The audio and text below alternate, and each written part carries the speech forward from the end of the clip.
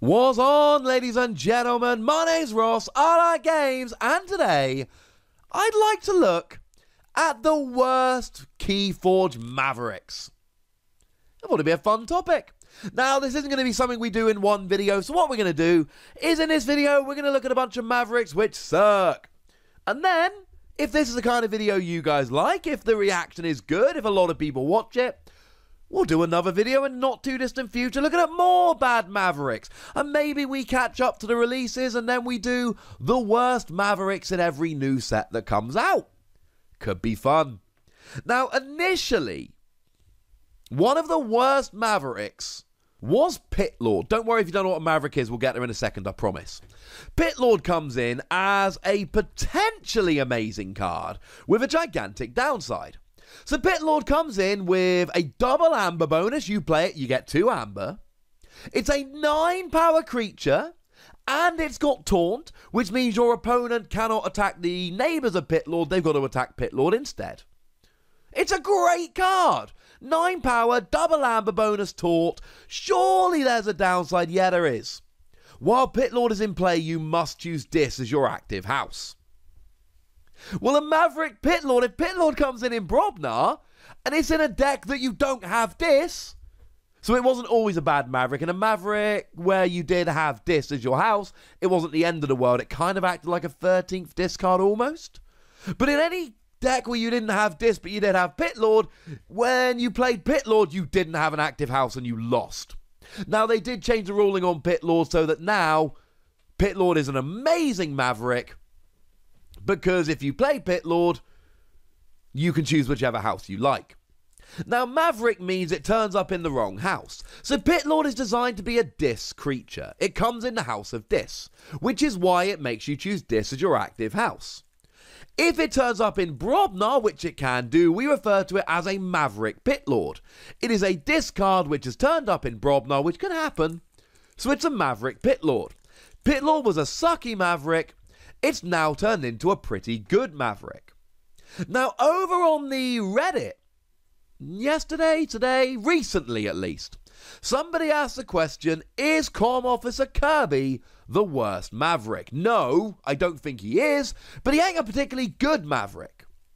Comm Officer Kirby reads, when you play, fight, or reap, you may play a non-Star Alliance artifact, upgrade, or action card this turn. Now, in the Grand Star Alliance, when that's your house, when that's where Comm Officer Kirby comes in, this is a wonderful ability. Because essentially every single Star Alliance turn, you can use a non-Star Alliance card. Well, artifact, upgrade, or action, you can't use a non-Star Alliance creature, but still, pretty gosh darn good. The thing is, if you get Comm Officer Kirby in Saurian Republic, for instance, well, it means that you can play a non-Star Alliance card when you're using Comm Officer Kirby. Well, hang on a second.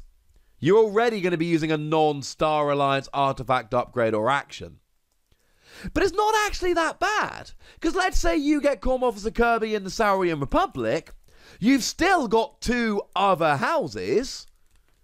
So you can essentially use one of their houses. Which ain't bad, you still get a bit of house cheating. It's a weird Maverick, but not the worst one. In fact, one could argue it's a pretty good Maverick, it's still house cheating. So maybe we stick in Worlds Collide and we find one that's a little bit worse.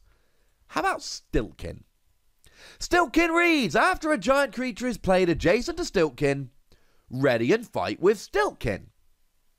Okay. That's not particularly great, ladies and gentlemen. Because you see, Stilt-kin is a Brobnar creature, and the majority of Brobnar creatures are giants. There are some like Stilt-kin, which is a goblin, but most of them are giants.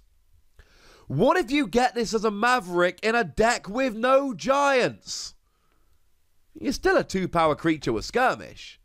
It's not great, but it's not terrible. I mean, if we look at something like Snufflegator, that's a 4-power creature that has Skirmish, and Skirmish means if you start the fight, you don't take any damage back, so you can still take out 2-power creatures like Ember Imp, for instance, without taking any damage back. So no, I don't think Stilt-kin is the worst ever Maverick. Now, don't get me wrong, it's not phenomenal, but it's still useful.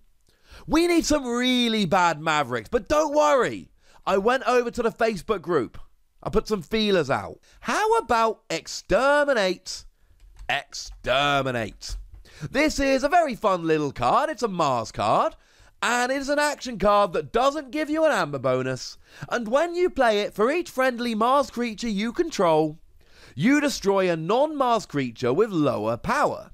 So if you've got 4 Mars creatures, you can destroy 4 non-Mars creatures. Now you need to be careful, it does not say enemy non-Mars creature. So if you've got more Mars creatures out than your opponent has non-Mars creatures, you might end up destroying some of your own creatures.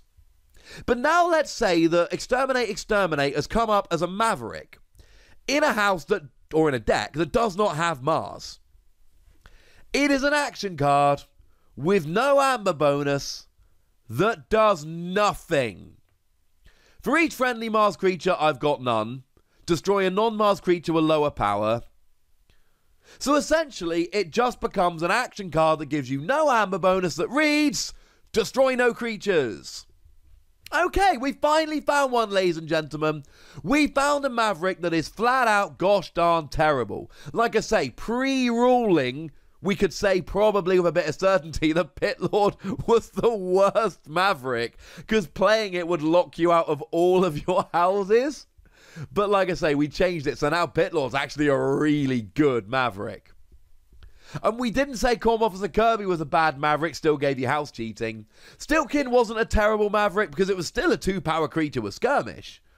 I'm not saying it's good, I'm saying it's not terrible. Exterminate just turns into a blank card. I mean, Toad is the worst creature we've had in Keyforge. It's a 1-power creature that cannot reap, and it will literally get KO'd by anything it fights. So when it fights, it's guaranteed to get destroyed, and it cannot reap, alright? Toad is garbage. Worst creature we've ever had. But at least Toad can take out a 1-power creature. It will get destroyed as well, but something like, I don't know, Restringuntis will be destroyed by this. Toad is not good, but Toad can occasionally do some good things. Whereas Exterminate as a Maverick in a deck with no Mars is terrible. While we're along the same kind of lines, how about Golden Aura in a deck that has no Sanctum? So Golden Aura is another action card with no amber bonus. When we're looking at terrible Mavericks, we don't want an amber bonus. Because as soon as we get an amber bonus for playing a card, we go, well, at least we got an amber. There are a million cards out there that just give you an amber bonus if you play them, and they might not do anything, but they'll still give you an amber bonus. Let's say Blinding Light. There might be no creatures on the board. So playing Blinding Light, you choose a house, stun each creature in the house. There are no creatures on the board, so you don't get to stun anyone. But you still get the amber bonus, so that's alright. Whereas if we go back to Golden Aura, no amber bonus, choose a creature, fully heal the creature. For the remainder of the turn, the chosen creature is considered to be in House Sanctum and cannot be dealt damage. Now this is a peculiarly bad one, because what if you don't have Sanctum? So let's say Golden Aura comes out as a Logos card, then you can't use the creature. You play Golden Aura, and you use it on, let's say Halperbot, because I just love Halperbot. Well, now all of a sudden, Halperbot is in House Sanctum, but you're on a Logos turn. So now you're not allowed to use Halperbot. So Golden Aura actually takes us one step further than Exterminate. Exterminate became a blank card. Golden Aura just says, heal a creature, you can't use it this turn. Now, to be fair, let's say you've got Gargantodon in your deck. Well, Gargantodon's a 16-power creature. Let's say you've got 14 damage on Gargantodon. You're still healing the 14 damage from Gargantodon. So it's still doing something. Now, for the remainder of the turn, Gargantodon becomes in the House Sanctum. But what if you use it first? Like, if you're on a Saurian turn, a Golden Oran is a Saurian Maverick, use Gargantodon, then play this to fully heal it. You don't get the same effect that you would, and it's not anywhere near as good as it is as a non-Maverick, but you can still fully heal a creature. Just if it's on the active house already, use it before you heal it. Otherwise, you're literally locking yourself out of using it. Let's go one more. Let's go for Academy Training, shall we? I'm a Logos fan. Let's go for Academy Training, assuming, of course, that we are in a deck that has no logos. So, Academy Training then. If you control this creature, it belongs to House Logos. The creature gains Reap, draw a card. This is another one of those that just becomes terrible. Now, generally speaking, Academy Training lets you draw a card every time you Reap with a particular creature. That's pretty good. We like this. Except you put Academy Training on a non-Logos creature. It becomes a Logos creature. But now let's say Academy Training comes in as a Shadows Maverick, and you don't have Logos in your house, then you put this on a Shadows creature, I don't know, let's say Bad Penny. And now all of a sudden, you've got a Bad Penny that belongs to Logos. But you don't have any Logos.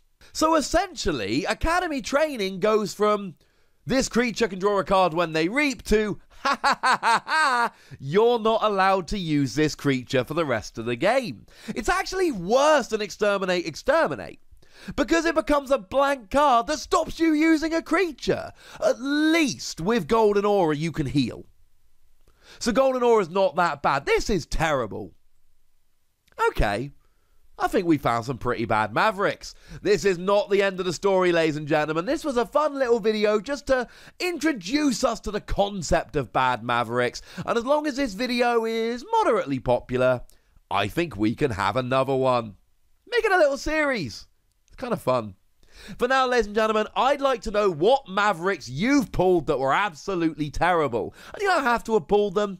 Even ones you've seen and gone, wouldn't want that as a Maverick. Tell me what your worst Mavericks are, or what you think the worst Mavericks would be. Go nuts in the comment section, but please remember the rules. Be nice, would you? And then make sure you like this video, subscribe to this channel, and follow me on Twitter at the Wossy, where we talk, well, all kinds of games. Keyforge, Final Fantasy, Pokemon. It's a lot of fun. And do please consider checking out patreon.com/PTCGradio, where you can support the channel, get some bonus podcasts and all kinds of fun stuff. But by far the most important thing, as always, look after yourselves till next time, would ya? Thank you very much for watching. My name's Ross, and you've been watching Wossy Plays.